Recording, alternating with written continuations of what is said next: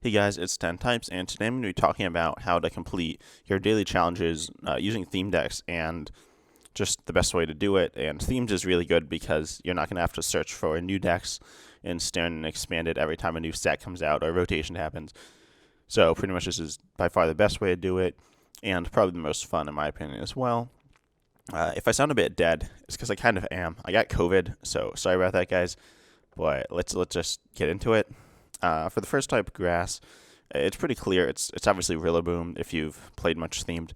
It's essentially the only viable grass deck and has a ton of evolutions, hits really hard, and can get a lot of KOs. So not too much to say about grass. Fire challenges. This is where it gets a bit more complicated because there's a lot of really good fire decks, but the big one for challenges has to be Relentless Flame. It just hits so hard and wins so much and does a ton of damage, so it's really good for it. And there's also the Blazing Volcano deck for evolutions because it actually plays more evolutions than Relentless Flame and can set up decently, and it's still a solid deck, but generally you want to go with Relentless Flame, at least for damage and knockout. Now we have water challenges, and this is a bit interesting depending on your preference, but for all three challenges it's probably best to go with either Unseen Depths or Torrential Cannon, and these two decks are really good. Unseen Depths is a bit better, but it plays less water Pokemon, so you'll reach your challenges less, and also your opponents will concede after you get up your Empoleon a lot of the time, so you'll not be getting the knockouts and damage you want all the time. And obviously there's not as many water evolutions in the deck, so it's probably better to go Torrential Cannon because you're going to hit your challenges more consistently, but you'll also probably lose more. So it's up to you there. And now we got Lightning, and this one's pretty straightforward. Probably the best deck in the format. If you didn't see my theme deck tier list video, the best deck is probably Soaring Storm, and the only reason it's not for evolutions, it doesn't play a lot of Lightning evolutions. Honestly, it doesn't play a ton of Lightning Pokemon in general. But Stormcaller is one of those decks that your opponent will concede to if it gets Ampharos set up, so you won't get much damage and too many KOs with Stormcaller. Soaring Storm is just really good, though. Even though you don't have a ton of Lightning Pokemon, they're often your go-to Pokemon. Okay, now we got Psychic, and this is a bit more interesting. For damage and knockouts, pretty much the only Psychic deck that's decent is Laser Focus, except there are a few other decks that play Psychic Pokemon. And for evolutions, they put down Relentless Flame. You have that Nidoqueen line, which is really good for evolving and setting up and stuff. So you'll usually get a lot of Psychic evolutions with that deck.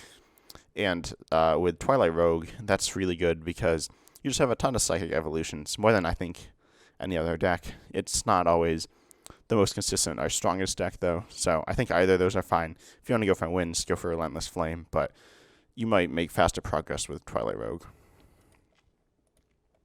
In terms of fighting, we got Towering Heights, pretty straightforward. It's the best fighting deck. There's Galarian Surface, which is okay, but Towering Heights is just an amazing deck. Tons of fighting Pokemon, tons of damage, and tons of KOs. And it's one of the more fun decks to play as well. We got Dragon, which is really complicated, but the big Dragon deck has to be Mach Strike, which is just so good because its main attacker's Dragon, and it also has the Ascension attack, so you can evolve really quickly. And then in terms of damage, you could go Battle Mind with that Turtonator, which can just do tons of damage for only, it's a bunch of energy, but with Welder, you can just do tons of damage. You won't get a lot of knockouts, though, maybe 1 or 2 per game, but still big damage. And in terms of evolution, Soaring Storm's a really good deck, obviously. And it has Dragonite, which you'll get up a lot of games. So you'll usually hit, probably an average of 2 evolutions. Not amazing, but if you want to get wins and work in a challenge, Soaring Storm's good.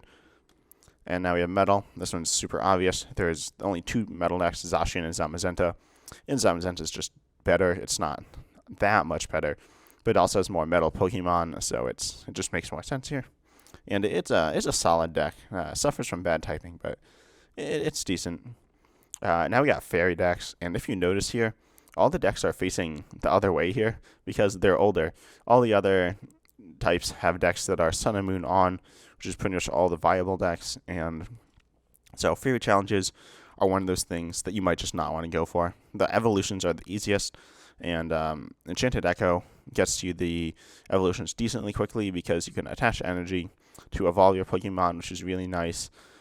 Only to your Sylveon, but he'll do a decent chunk of damage and get some knockouts here and there with Sylveon because its attacks they're decent, and it's your main attacker. So there's a few other fairy decks, but in most of those you won't consistently be attacking with fairy Pokemon, and it's still really difficult to get specifically knockout challenges.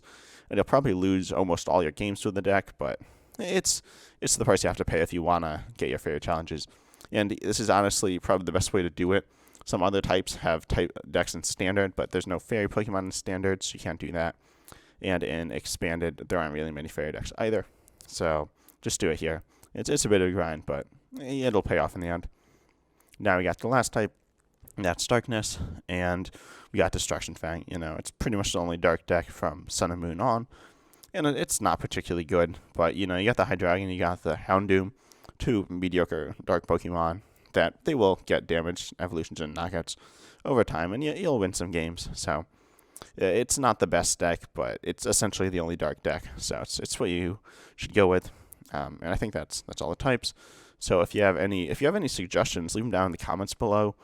It's pretty hard to figure out for some of the types. I imagine Fire type and Water type specifically are a bit divided because there are some other cool decks, but yeah, I hope you enjoyed the video. As I said, sorry that I'm sick right now, but hope you enjoyed it, and I'm excited to see you in the next video.